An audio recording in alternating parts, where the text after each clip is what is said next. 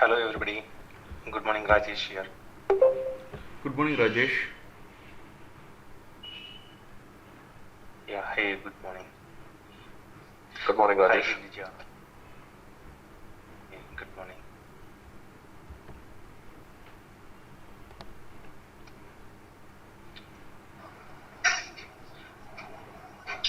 Hi everyone. Can you hear me? Hi, Rishwa. Hi, Ishwar. Rajesh here. Yeah. Hi Rajesh. Yeah. Hi, Risha. Yeah. Hi Sure. Girja. Okay, guys. Yeah, Rajesh. Is there anything that you want to tell? That you want to speak? Hey, just one thing. Yeah, just one thing. Girija, can you hear me?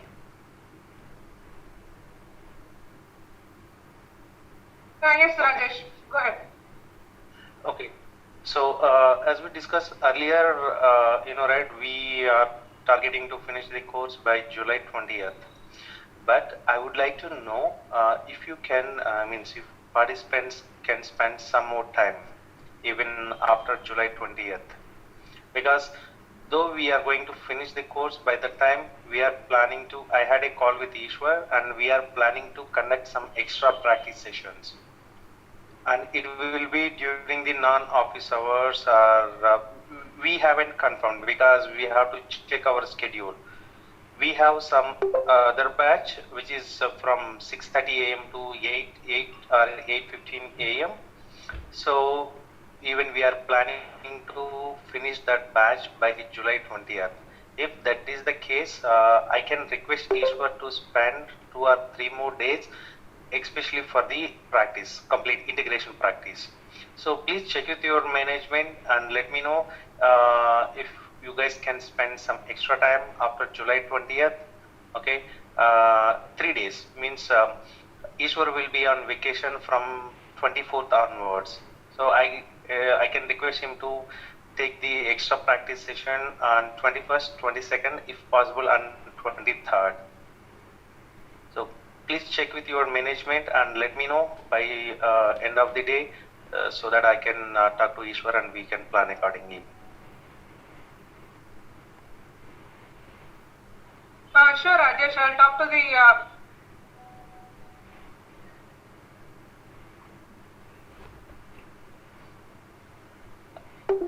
Okay, thank you very much and thanks Ishwar. Please continue. Hi guys. Today we are going to discuss. So far we have discussed about core connectors, right? In today's session, we are going to discuss about how the change detection logic works in the core connector. Okay. For that,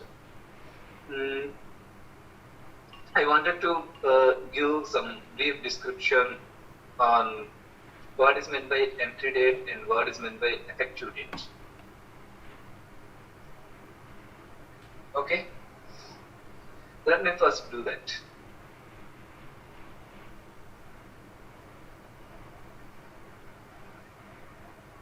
Here in Workday, we will be having two types of days: entry date and effective date.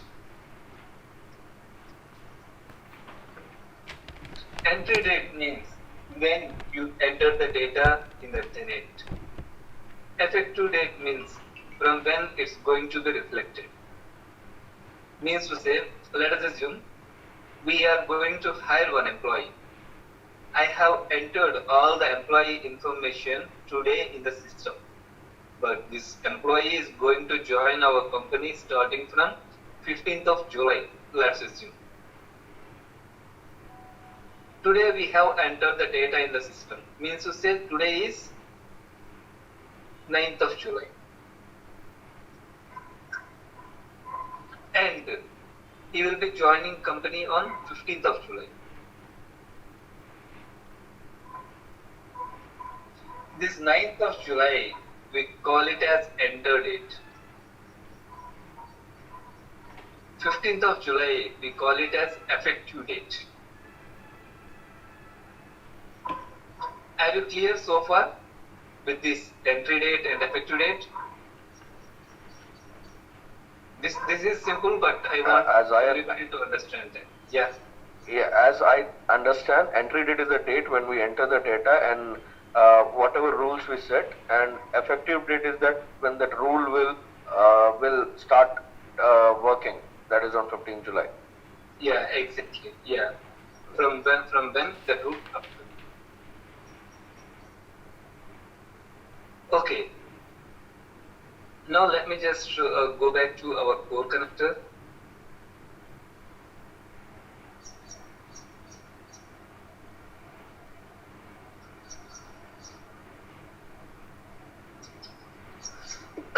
If you see here, these are the 4 fields which makes us to enable change detection. If you see here, we have 4 fields: as of entry moment, effective date, last successful entry moment, and last successful effective date. If you see here, I haven't provided any information. Did I? I've just clicked on run the integration. As soon as the screen opened, it automatically filled this information, right? This information is nothing but, if you see here, this is the current date and time of the tenant, and this is the current date of the tenant. I mean, even though it is 7/9 for us, as tenant default times is set with EST timings, here these are the default times of the tenant. And if you observe here, we have some other dates.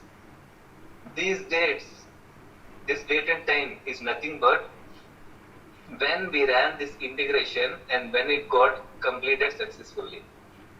This is the date and time when integration completed successfully.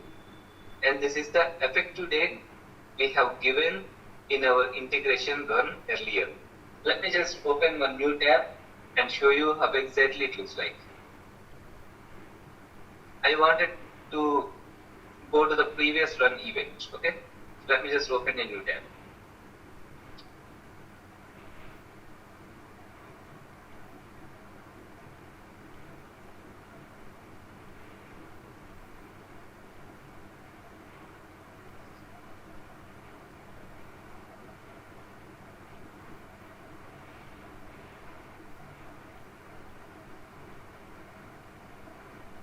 Let me go to integration events. I'm just checking the runs since yesterday.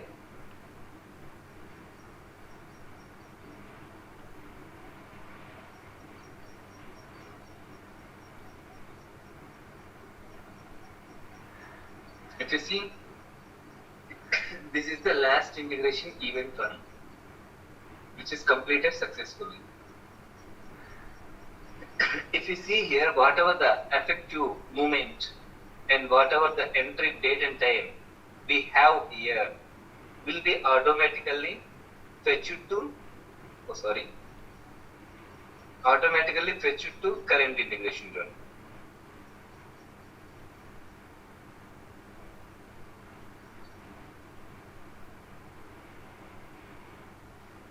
If you see here, last successful as of entry moment is 7/8/6/59.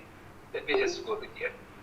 As of entry date in the last integration is 7/8/6/59, and as of effective date is 7/8, and so last successful effective date is also 7/8. Means to say, whatever the parameters which are in as of in the earlier integration run, which were completed successfully, will be automatically brought here. And these two are nothing but current date and time and current date. The intention behind this is whenever you are scheduling an integration for the change detection, for the delta logic, generally what is meant by delta logic? What are the transactions that have happened from earlier integration run to current integration? We need to fetch only those changes. Whatever there before the earlier integration run would already been sent. That's the funda. Means to say here we are sending an incremental file with only the changes that has been happened from last integration run to current integration run. To represent the same, here it automatically selected the last successful entry date and effective date. Means to say now we are identifying only the changes from last integration run to current integration run. Let me just keep all these points in my notepad. As of entry is nothing but current moment. As of effective date is nothing but current effective date. Last successful entry and the last successful effective date. Here like this we have 4 parameters. These 4 parameters will play a major role in the change detection logic. And now let me come to our change detection logic. Here let us assume when we are entering the data, okay, what are all the things that can happen? First, I am entering the data today, okay, and I am making employee effective right now. Means to say effective date also today. This is one thing I can enter the data like this, right? And similarly, I am entering the data today and I can give future effective date. Future effective date in a sense, let me give 15. I am entering the data today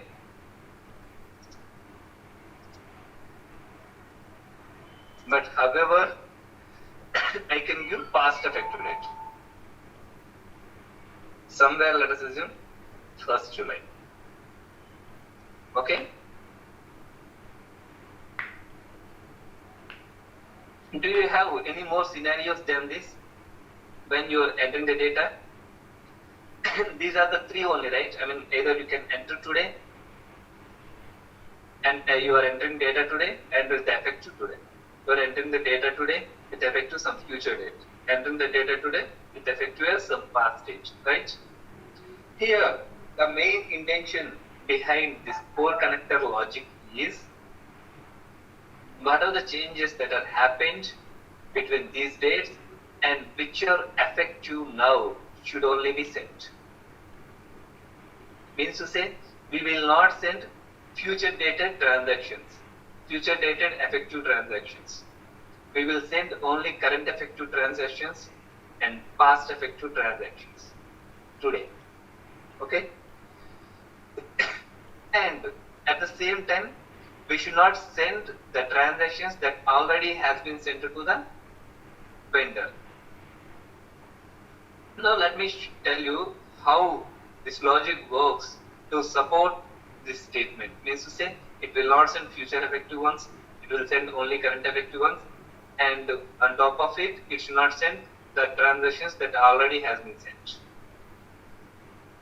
These 4 parameters does this job for us. I have a flowchart for that. Let me just go through this flowchart and let me show you how exactly it identifies these changes and how exactly logic works. First of all, let us assume we are running the integration today. So if you are running the integration today, what will be your as of entry date?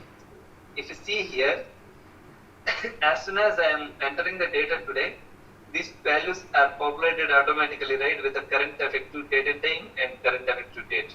Means to say, when you are running the integration today, by default, entry moment is today's entry moment and effective date is today's effective date. But let's assume we have scheduled our integration and it has been run successfully yesterday.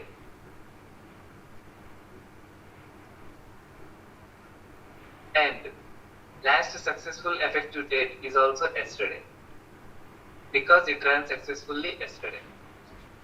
Now, let me just go through this flowchart and make you understand.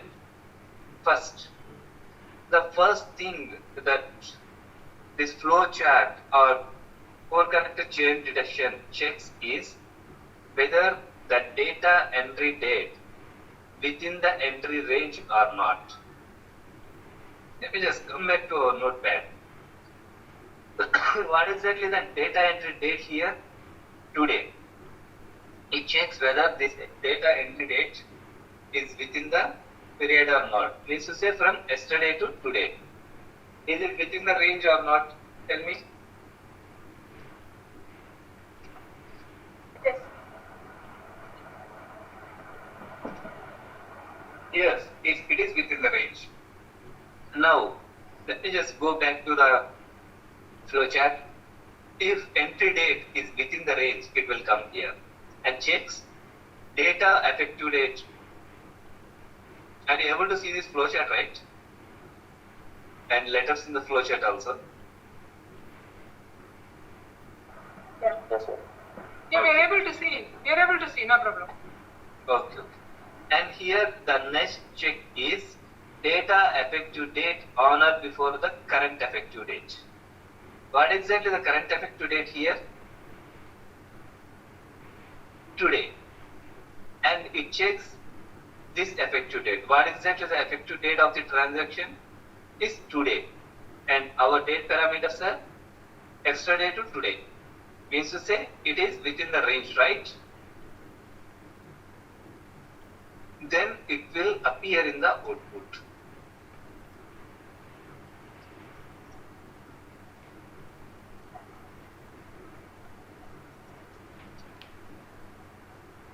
Let us see our second case. Entry date is today. Let us come back to our flowchart once again. Here data entry date within the process entry date range or not. You see here today and data entry range is yesterday to today. So it falls within the period.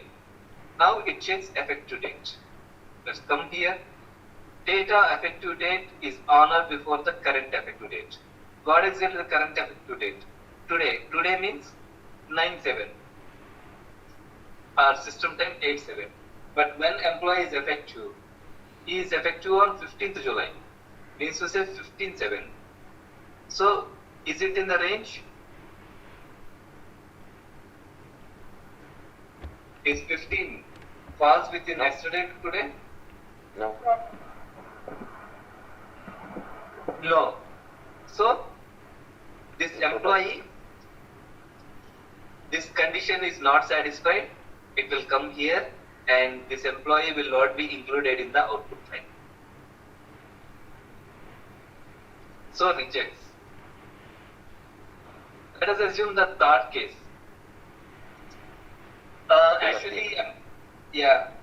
Actually, employee is effective from 1st July only, but due to some technical problems, we haven't entered the data till now. So now we are entering the data with some past dated. And let us see how system behaves. Yes, we will come in the output Vijay. I wanted to go through the flowchart. First, entry date today. And our entry dates are yesterday to today. So it is within the range. And effective date. If you see here, the effective date current effective date is today. And this effective date is less than today. So it will appear in the output. And along with that, the next check after the dates is, we should not forget that as well, whether employee is eligible or not. This eligible is nothing but, if you observe in the field overrides, we have kept one eligibility criteria, true or false calculated field, right? After this dates and all, it will check whether he is eligible or not. If he is eligible, he will be included. If he is not eligible, then he will be rejected. That is also there. And now, I forgot to include one more step. That is, entry date is passed and effective date is also passed. Here what I'm trying to say is, past in the sense, let's assume entry date is on some around 5th July and effective date is 1st July. So what I'm trying to say is, as the employee entered the data on 5th July and as effective on before 5th, this record would already been sent to the system, right? Now, let me just use the same flowchart, how it rejects in the current run. First of all, it checks whether entry date is within the range or not. Yesterday to today. Is it within the range? No, it is somewhere in the past. So when it is not within the range, it will go to the second flowchart. Let me just go to the second flowchart.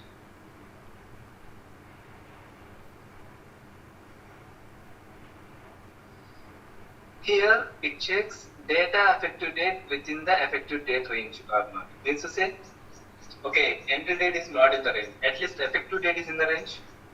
Effective date is yesterday to today. But effective date is somewhere in the past. So this rejects. This is how it works. But if you observe here, okay, we have rejected the past dated transaction. That's fine. We should not send this. We have sent the past dated one but entered it today. We have sent, means to say, retro record. Here, we have sent the current record. But still, if you observe, we have rejected the future effective transaction also, right? But when this future record information will be sent to vendor. That is what the point is. Generally, these kind of future effective dated transactions will send to the vendor only on when this effective date comes within the range. Means to say, on that effective date integration run, it will send the transactions to the vendor. Let me just effective date, right? We can have the option like past and future also, right? No, we option of past and future. Entry date is past and the effective date is future. Yeah, okay. That also okay. Yeah, let me enter. But it is somewhat similar to the second case. Entry date is past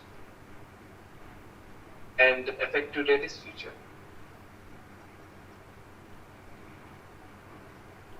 Okay. Yeah, this is somewhat similar to second one. That is why I haven't entered. Okay. So it hasn't sent today. Let us assume what exactly the tomorrow's date parameters. It will be from 8 to 9, right? I mean, here entry dates are 8 and today date is 9. Will this record send on 9th? No, right? Because entry date is not in the range and effective date is also not in the range. And let us assume it is running day after tomorrow. Day after tomorrow, the date parameters are 9. And here 10. Will it send on 10th? No. After that 11th? No. 12th? No. 13th? No. 14th. Finally, when integration running on 15th, what exactly the parameters are? Previous successful is 14th and current one is 15th. Am I right? Now, let me see how integration behaves, or how integration uses the same flowchart to include this employee on 15th. Let me just come back to the flowcharts. Now integration is running on 15th. The first thing that it will check is whether data entry date is within the range or not. Here we have entered data on 8th. Yeah. So, Yeah, please go ahead. so future action cannot exist in integration, right? Yeah, future effective dates will not be sent in the current integration. Current integration. Okay. What if like we have to create an account for the employee who is going to join? Then whether we have to do through business process manually? Sorry? No, in case we want to hire an employee before he is going to join the company, so that his accounts or employee IDs to be created, access and things has to be created. So the option is like we have to go through the business process as a user. That's it. Yeah, we have to go through the business process. I'm unable to relate this question to the integration. That's why I'm asking. Okay. See here, you are hiring an employee, and the hire date you are giving some future date. Yes. But the remaining procedure is same. Here I am telling like, let us assume you have hired one employee through the business process like that, and when that information will be available to the third party. Okay. That is what here the question is. Because only after effective the information will be available to the third party, right? Yeah, exactly. But how okay, it is yeah. Okay. Yeah, Ishwar, which means to say this, data will be there, but the effective will be only after the effective date. Exactly. Okay. Data will It's be for there the third because party, not for the system actually, right? yeah, it is for the third party. Because generally integrations for third party only, right? Okay. No, because I just want to understand the system because few people need access before they join. So is there anything that will affect this also? So I just raised this question. Why people need access to the system before they join? No, not before. It's like everything should be ready on the day of joining for a senior people. I'm saying. Yeah, exactly. Because they want everything to be ready on the day they starts. Yeah, that is what the intention here also. So see, let us assume you are sending the information to one e-recruitment system. You are sending the information to one third party system, and third party system will create an account for you, right? And again, those accounts will be charged to the company by the third party vendor. So when the employee is not available, why to send the information to the third party and why they want to get charged? It doesn't make sense, right? Okay. So that is why most of the times they will send only on effective date.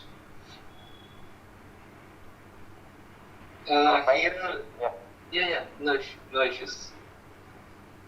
Here, this information will also be sent on 15th, but how it will send? What is the logic it follows? Here, entry date is 8th, right? And effective date is 15th. And our integration parameters are 14th to 15th. Then, first it checks whether entry date is within the range or not. Here, entry date is 8th.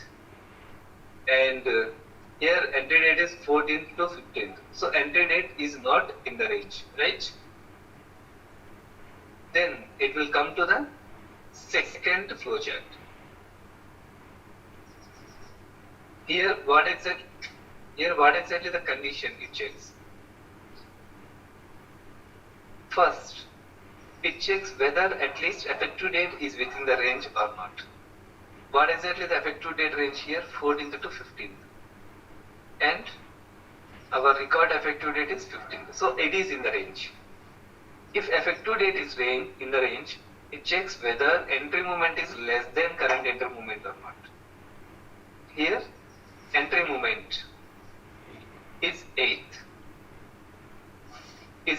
than 15th?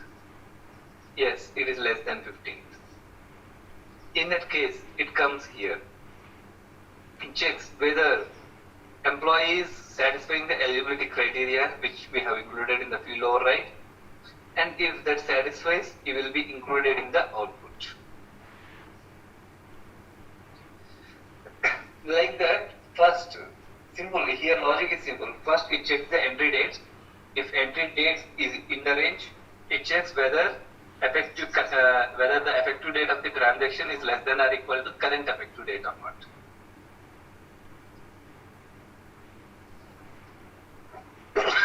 If entry date is not in the range, it will check whether effective date in the range or not. If effective date is within the range, it checks again whether entry moment is less than current entry moment or not. Here here the checking is fine, but the way, first it starts with entry date, checks whether transaction is within the entry date or not. If it is within the entry date, it will go and check whether it is less than or equal to effective date. If it is not within the range, it will search for effective date. If effective date is within the range, it checks whether entry moment is less than current entry moment or not. In all these cases, it will include the employee in the output. Is that clear? Is it clear, or do you have any confusion? Pretty clear, Ishwar. Okay. Now I will ask some four people randomly. Okay. You have to tell whether I will give just some parameters. You have to tell whether it will be included in the output or not. My integration run parameters are like this. Okay. My entry moment is, entry date is 8th and effective date 12th. Now tell me, Arundhati, whether this employee will be included in the output or not.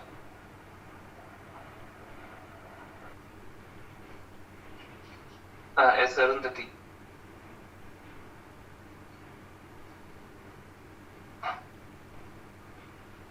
Okay. Raghavan?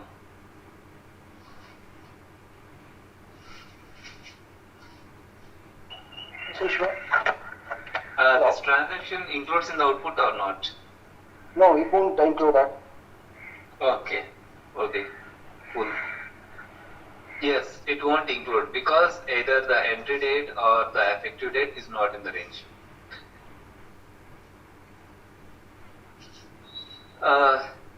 Now Sanjeev? It will not be included. No, 11.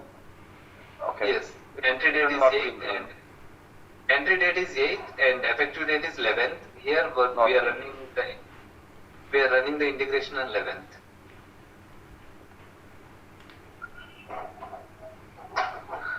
It. Yeah, please.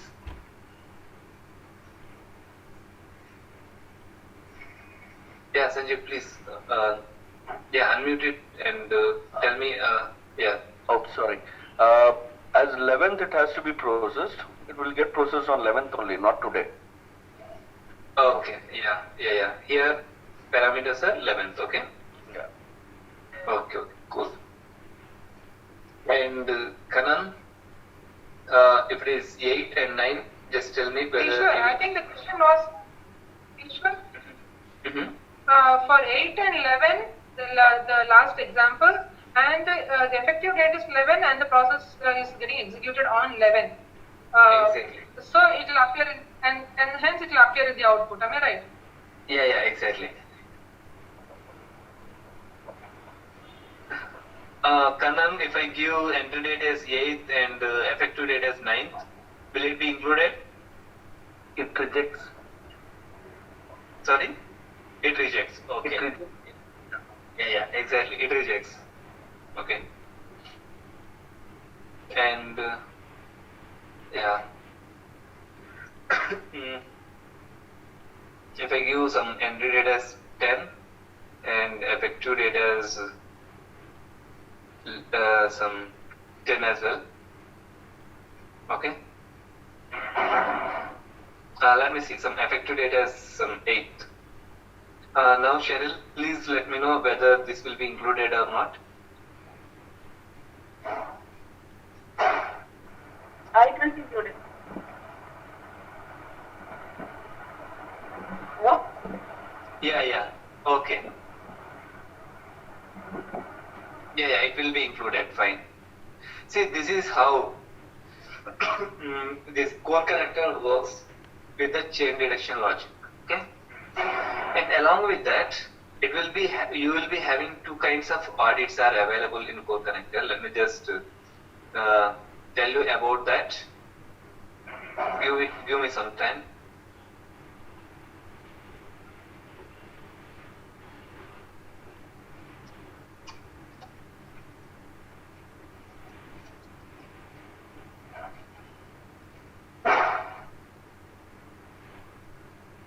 I'm just logging into the tenant.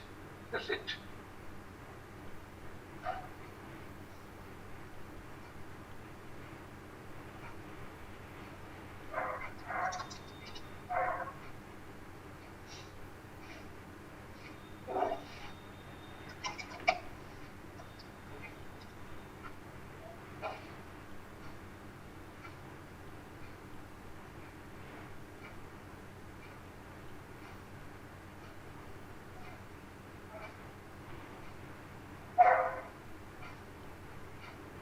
Oh, sorry.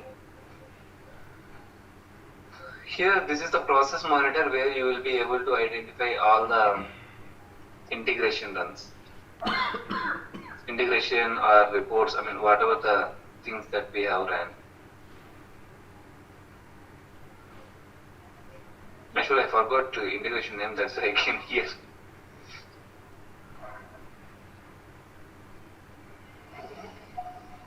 There are two ways to go to the integration runs. If you want to know only about specific integration, you can just go to that integration, events, and you can give a date range. It gives the integration runs within that range. Here I have selected sent after, so it will show me all the integration runs which are run after 7th.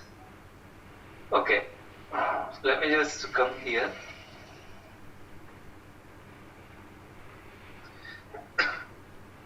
The thing that I wanted to show you is, okay, as it is a full file run, we are not getting, okay, much audits here, but here you should get 2 audits. It's not 1 audit. Let me just run one integration.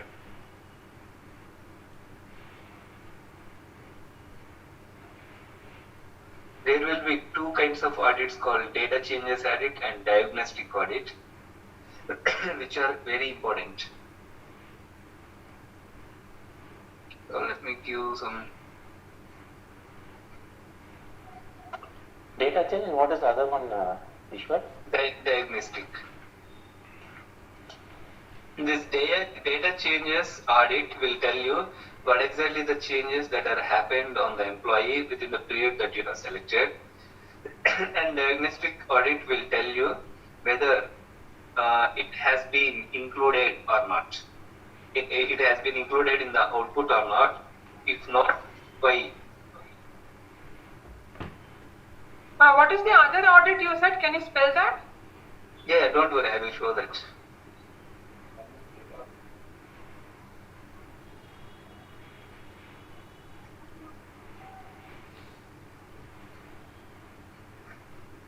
Yes, it takes 2 or 3 minutes.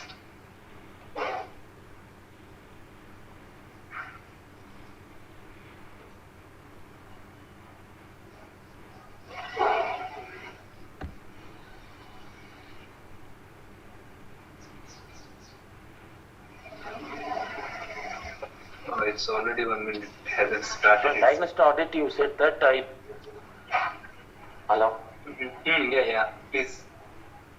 In diagnostic audit, you said that it will show why the data is, the particular data is added, displayed or not. If not, it will be saying what is the reason why it's not get displayed. Yeah, exactly. Ishwar, if I'm not wrong, you meant diagnosis audit is something like I have an employee joined, your example is 1st July, the report is sent on 7th July, it is not included. When I'm entering in data today, as of today, the previous, the entry is retro, that's why it's give an audit report that that employee is not added, like that. It will not be that much clear, Mm-hmm. but I will just show you. I mean, just hold on for some time because Okay. I feel like instead of mm,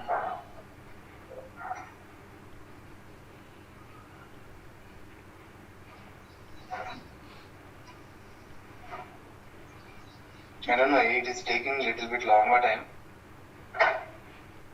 So I have just given less date range and let me see whether it runs faster or not. Yeah, I think it's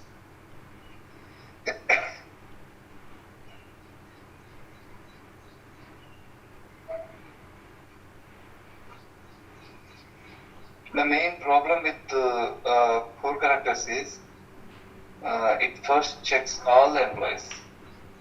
Let me just show you. It will give you some messages after some time.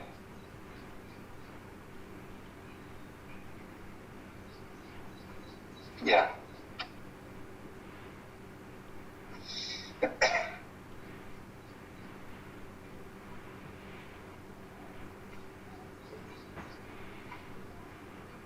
Let me just show you the messages. See, even though, okay, here if you observe, there are nearly 206 employees. It has identified the eligibility, but has not included anyone here. Means to say within this range we don't have any new hires. Let me just go to the, here along with the output, it just included some diagnostic audit, and generally it will include data changes added as well. If there is any employees it found with some data changes.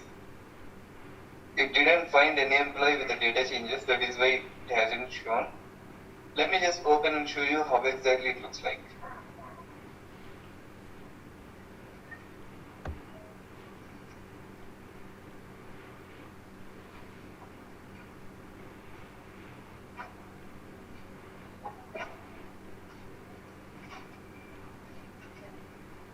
If you see here, this is how diagnostic audit looks like. Here it will show you the parameters of the integration. First, let me go to one employee. Actually, this employee, if you see here, corrects hire, means to say some hiring action happened on this employee. That is why it identified this employee and checked for the eligibility. But however, if you see the message here, the worker is not eligible for the inclusion. Means to say, this employee's cost center ID is not our in fresh. Let me just go back to the direct and show you how exactly it looks like. Just a minute.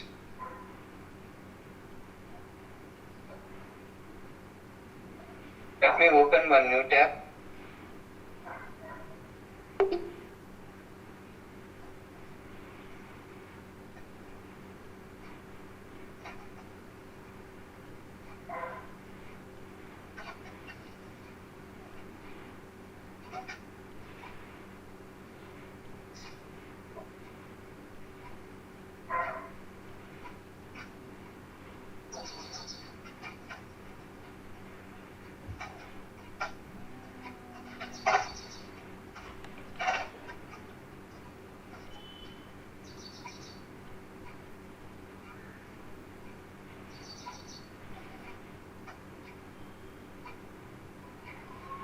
Jishan Hassan.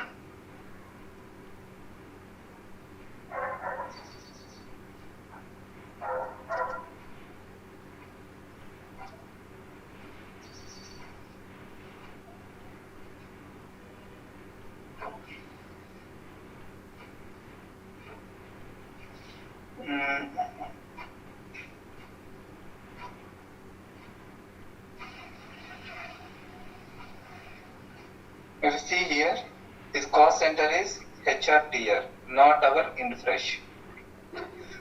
That is the reason, even though there are some changes on the employee hiring information, it hasn't included. Like this, it will show you. If employee is not eligible in the sense, it misstated eligibility criteria. And sometimes it will give you some other messages like no relevant changes found. Means to say there is no changes in employee information between that period. That is why he hasn't included. Okay, that level of detail it will give you. Okay, I mean whether it failed because there is no relevant changes, or whether there are some relevant changes but still he is not eligible. I mean whatever the flowchart that we have mentioned here, right? It will show you all those. Means to say whether if this date logic didn't work, it will say like there is no changes relevant within this date parameters. If this date logic is working and however eligibility is not working, then it will say like employee is not eligible. Like this, it will just display you a message. Based on that message, you can just go and check whether really there is no relevant transaction or not. If it is there, you can just do it. Do a search in the front end and check.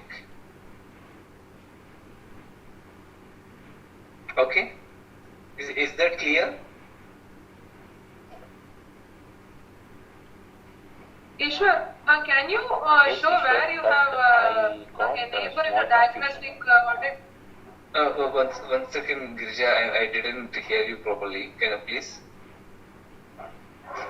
Can you again show where you have enabled for diagnostic audit to enable diagnostic audit? Can you show the place? No, we are not going to enable anything here. It will come automatically. Whenever integration run, it automatically creates two one second. One second here, I have some audio problem. Just 1 second. Yeah, as I said, here we are not going to do something to get these logs. These logs will come by default. Okay? Okay, Ishwar. I have one more question on the same thing. For the logs, how does the file define its file size? First thing. And second question is, do we have any control on the log? For example, if I need every bit of the log, is there any number that I need to enable? If I need just one log per transaction, is there any other number that I can put for enabling it? Just like serious. No, Girija, no. Nothing can be done from our side. It is a default behavior of core connector. Okay. SPJ? No, I should carry on. I forgot the question. Okay, no issues. This is how it works with the chain detection logic.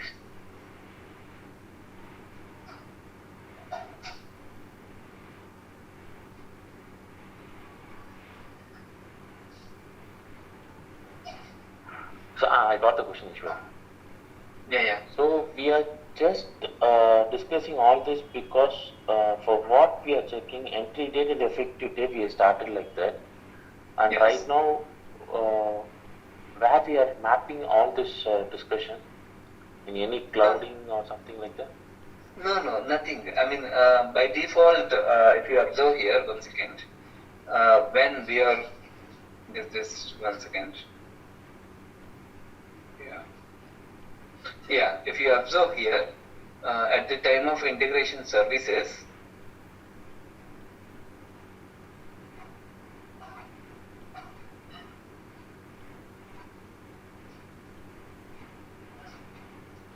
at the time of integration services, some services has been enabled automatically, right? And one of them is date launch parameters. This date launch parameters is a mandatory service and it got enabled automatically. We don't have any control on it.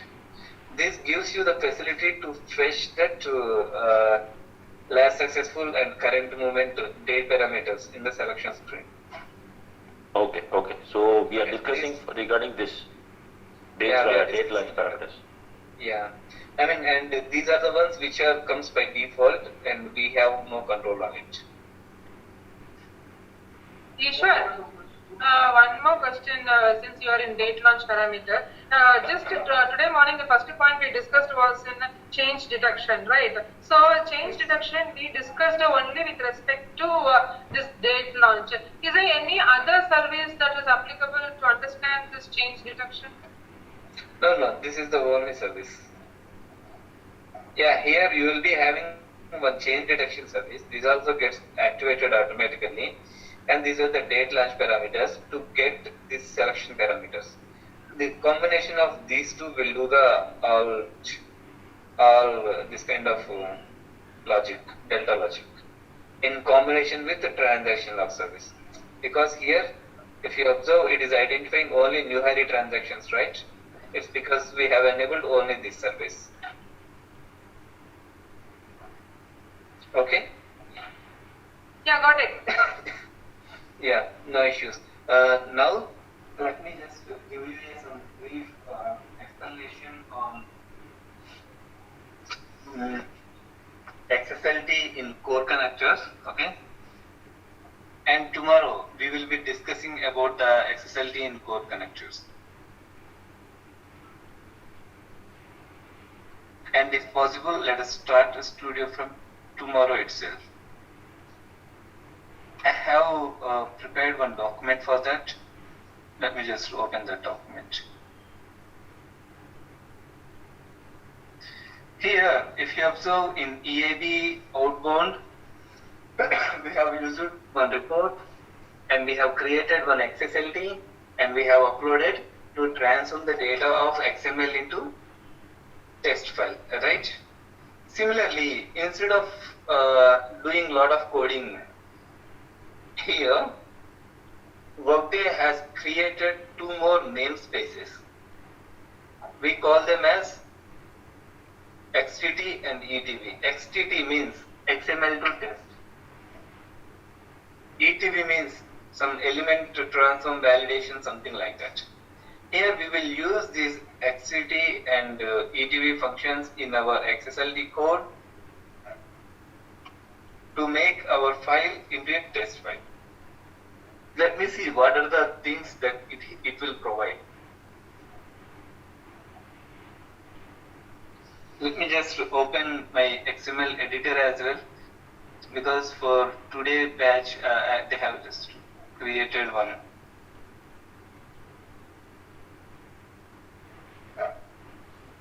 Here, if you want to get the alignment in our normal XSLT, we have to write a lot of code. But here, Workday has provided a function called align, which indicates which kind of alignment we want in the output, whether it is a left alignment or right. By default, its behavior is left. Similarly, we have one field called pixel length. Means to say, for pixel length files, at the time of requirement gathering, they will specify like, I wanted to send these 5 fields. First field of this much length, second field of this much length. Means to say, starting character 1 to 10, first field. 11 to 15, second field. 15 to 25, third field. Like that. they will specify you the length. So if you want to get this length in XSLT, you have to write your own templates. Means to say, because here it is like the logic is same. If a field has less length than the specified limit, we have to append the characters. If it has more than the length specified, we have to truncate the characters. And if your requirement is to align left, you have to append the empty characters on the right to make it as a pixel length. And similarly, if they say alignment is right, you have to append the characters in the left. So if you want to do your coding for all this, it takes a lot of time and it involves a lot of coding.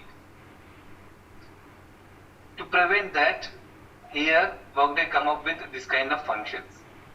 And similarly, padding characters. Let me just show you all this in the notepad. See, first, pixel length, in the sense, here they will provide one length, let us assume 10. If your text is less than 10, we have to fill with characters. If it is greater than 10, we have to truncate. But again, when you are filling the characters, here the question is whether to fill in the left or right.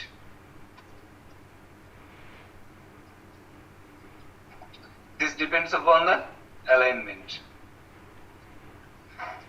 And similarly, when you are filling the characters, you wanted to fill with spaces or zeros or any other character. Here what's the problem is, let us assume I have 5 fields, out of which first field I need to fill with the zeros and second field I need to fill with spaces. Okay? In third field I need to fill with again zeros, but it should align in the right side.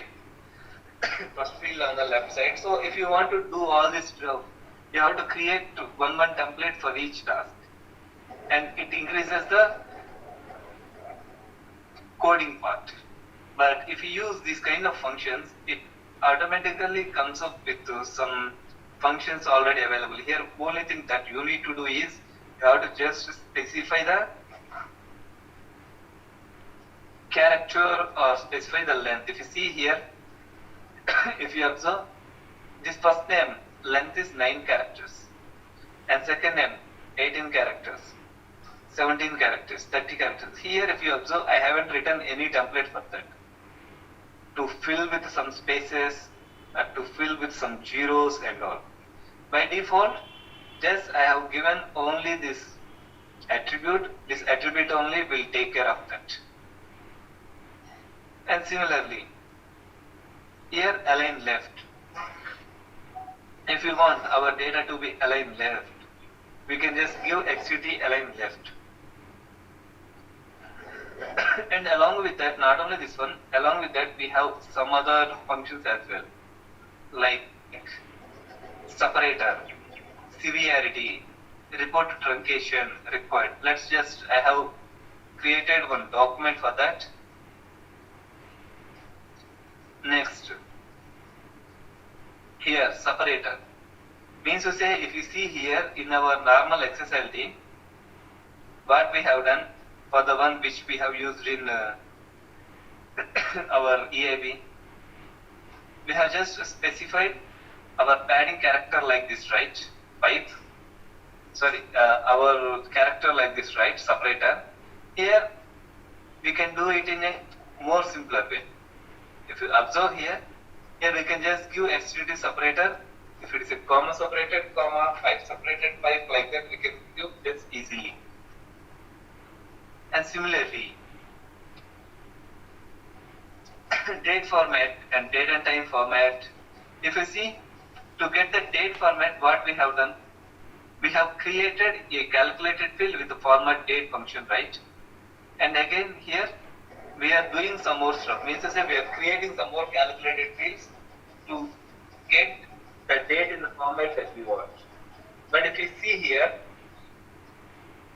these Workday functions, these FTT and ETV functions, come up with some attributes called date format or date and time format. These are all similar like our format date function, but here we can handle in the XSLT instead of creating a lot of calculated fields. See here, just ETV, date format, YY MMDD. It just prints the value in this format. And similarly, the same we have for number formats as well. Here, if I want to if you want to print my currency in the Indian format, we can do, or US format, we can do, just using this number format.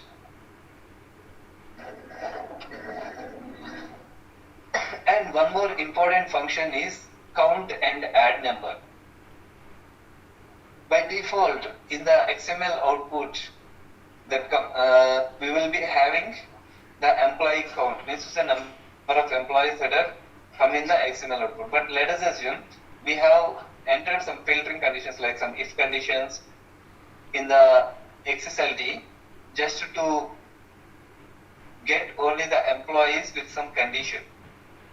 In that case, the count which is comes from the XML output may or may not be equal to the count of the record output, right? Because then we are writing some if conditions and we are filtering some records based on that. So when you filter some records, if still you print the count of XML output, it mismatches. That is why here, you know what happened. They have provided few functions called increment number, add number. This increment number, do you know, each and every time this records is getting printed, it just increments the count. And it will store the count in count variable and what are the variable name that you mentioned here. Similarly, here add number. This add number adds a field value to a variable. Means to say, let us assume we have one salary field. Now we wanted to identify the sum of all salaries that we have sent in this file. In that case, we can use a variable like this, ETB add number, and this is the variable name.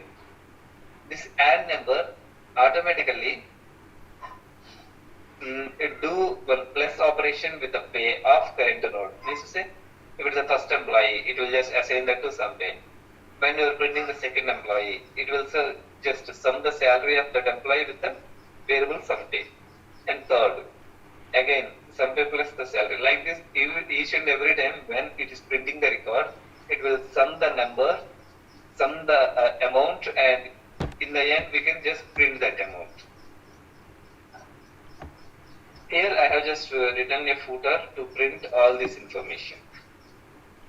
Don't worry, in tomorrow's session, we are going to discuss about 2 points. One is core connector, XSLT, and another is we are going to create another type of integration called document transformation. And in this document transformation, I will explain you how to get the output of main core connector into this document transformation and transform the data using the XSLT and printing the output in the form of text. Okay? We are going to use all these functions in tomorrow's session. I will be sending this document in both documents to you. Just go through that so that you will be ready for the next class. Okay? Ishwar, also send that flowchart also, Ishwar. Yeah, that flowchart and our core connector core connector PPT and this document. These 3 documents I will be sending. I mean, okay. Actually, that flowchart is already there in. Okay, fine. Yeah, it's PPT. Already there. Yeah, and I request you to go through this PPT as well. Okay.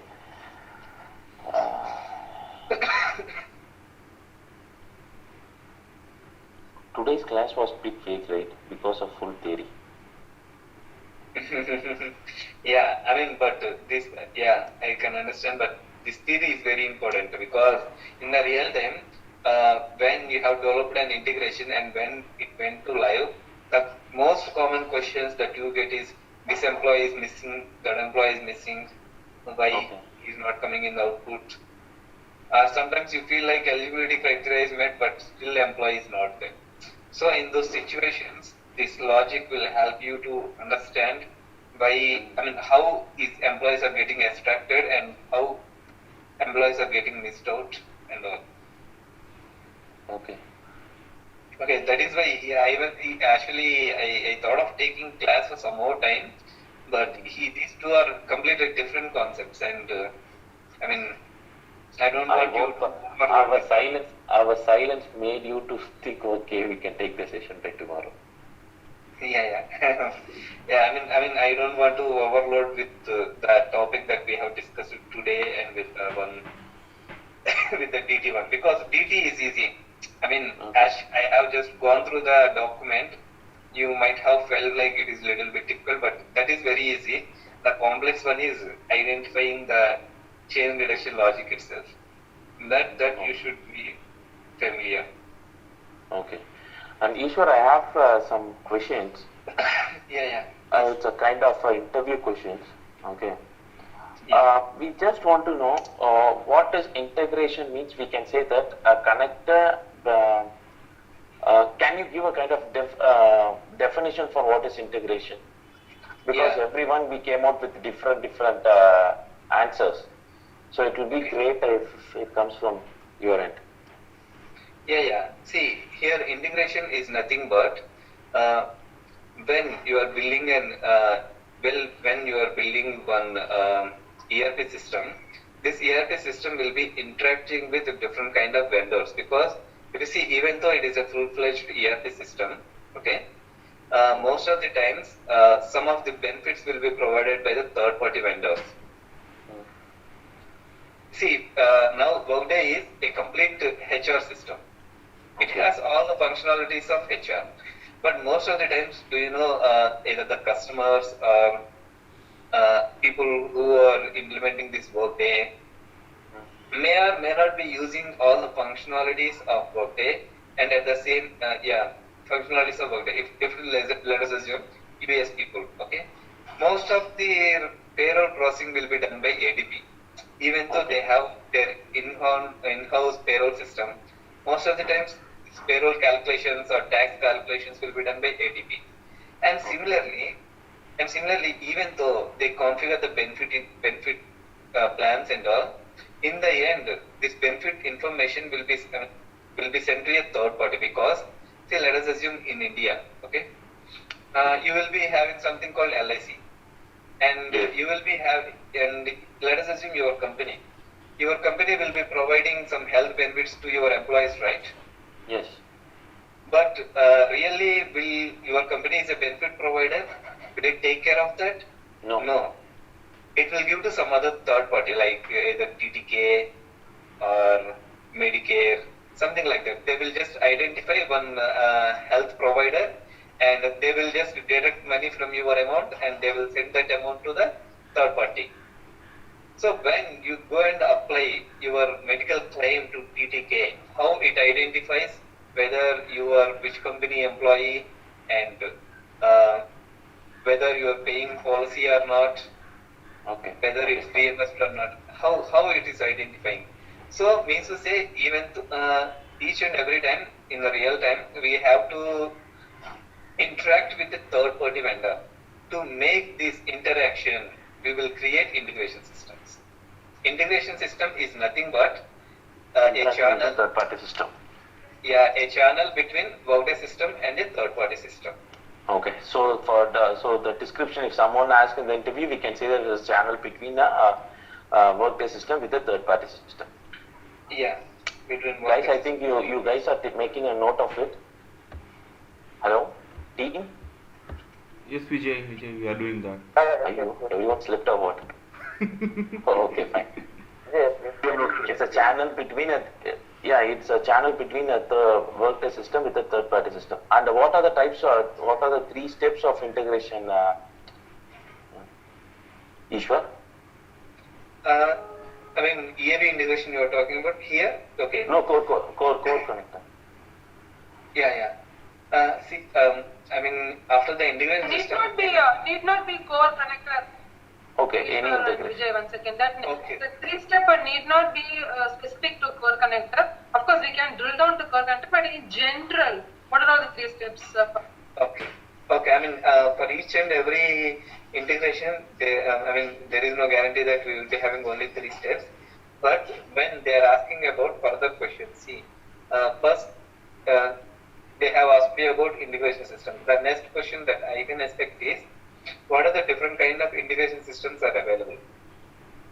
Then you can say connectors, EAB, and Studio. These are the 3 types of integrations we have.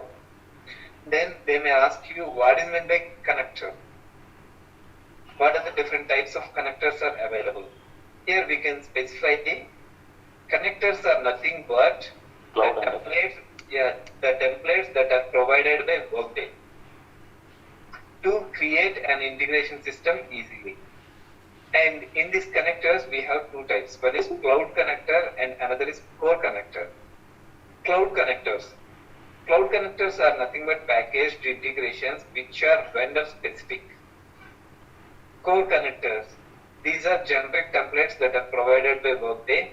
We can use them and we can do some, we can use them to build our integration. And maybe the question that may ask you is, what kind of core connector that you have used? Yeah, here we have used Workday Worker Core Connector, okay, which provides some kind of services and which allows us to create our own field override service when the fields that are provided by the template is not satisfying our criteria. Okay, they may drill down like that. What is meant by EAB? EAB is again a type of the integration where we can use our report and XSLT to fetch the information and make it third party format. Here again the question you may get is what kind of EAB integrations we have. We have inbound and outbound integrations. In the outbound integration, we will select either a report or a web service to fetch the information, and we will use XSLT to transform the information. And similarly, in the inbound integration, we will get the transactional data that are happening in our tenant, and we can get the transactional data and we can just load this customer transactional data into the tenant. Sounds good, Ishwar. And one more application. If you have any interview questions, you can send it across to us so that we guys can get focused on that. Actually I don't have. Okay. Fine.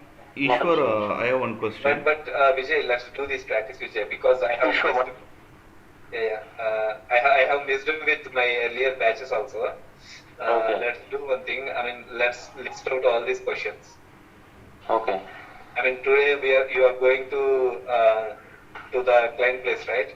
I mean, whatever he asked. I mean, whatever he asked, if you note it down. For me, I think it's not a problem. I can somehow manage. Yeah. Okay, I just want. It will be good if I get it for my team. That's what. Yeah. Actually, I don't have them in ready. But okay. Let's do one thing. If you face any questions, even though you know answer or not, just I'll mark it. Sure. Yeah. Sure. I'll do that. So that let us have one discussion on this Sunday, okay, in Sunday session, and even I too get the list because so that I can share it to for the upcoming. Okay, sure. Okay, Vijay. Ishwar, thanks. Ishwar, one more help. This is totally irrelevant from that, but can you just tell us that in Oxygen how you have this because we are trying to find it out, we can't get it. Okay. Similar, how do you do the setting? Actually, in my earlier batch also same question they asked today. Here in the window you will be having editor. By default, it shows you editor view. This is the view that you are getting right now. Yes, Ishwar. Yes. If you if you go to the window, open perspective of XSLT debugger, we will get that view. I tried even this issue because in the right hand side below the close button we have these two options. I tried even that. At the top. Okay, this should work, Vijay. Oh, okay. Just try that. I mean, if you still face problem, let me know. Okay, sure. Okay. Okay. Yeah. That's it from my end. Ishwar, one more question not related to any of this. How do you open a new tab in Workday? I don't know. 1 second, I will show you. We are asking all this question because we don't have the hands-on. If we have the system, we can do all these things. Yeah. No issues. Yeah, my problem is whenever you open new tab, it will show you your customer. Yeah. I know that. Yeah. Unfortunately, today also I have seen something from your window. Yeah, plus, but don't disclose that. Yeah, sure.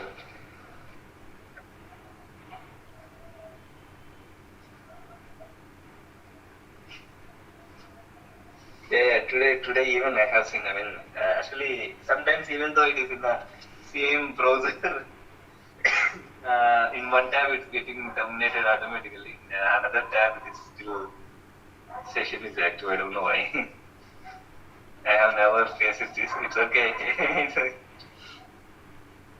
But please make sure that. Don't worry, sure. Yeah, if you see here, this is the let us I mean whether it can be integration system or it can be any object. Okay, it will just show you like this blue color links. If you just give a right click on that, it will just ask you to show in new tab. If you click on that, it will open in new tab. Okay.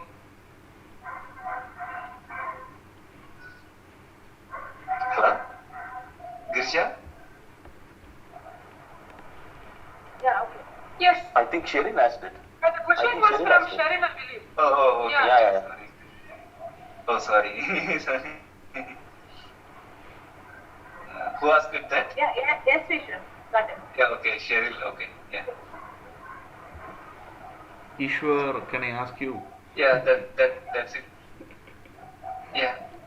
Ishwar, in EAB we have inbound, outbound. In Studio we have inbound and outbound. In core connectors, whether we have inbound or outbound or only inbound? Yeah, actually in core connectors also I heard like some inbound templates are there, but I have never seen them using anyone. I mean, I have never seen anyone using that so far in my nearly 3 years of experience. Okay. I mean, it would be having its own problems. I have never seen anyone using, and most of the people will go for either EAB or Studio. Okay, thank you. Yeah. Okay, sure. Thanks. Have a nice day. Yeah, you too. Thank you. Bye. Yeah, bye. Thank Bye, you, have a Ishwar. nice day. Thank you very much. Bye. Thanks for that. Thank you, sure. Yeah. Bye.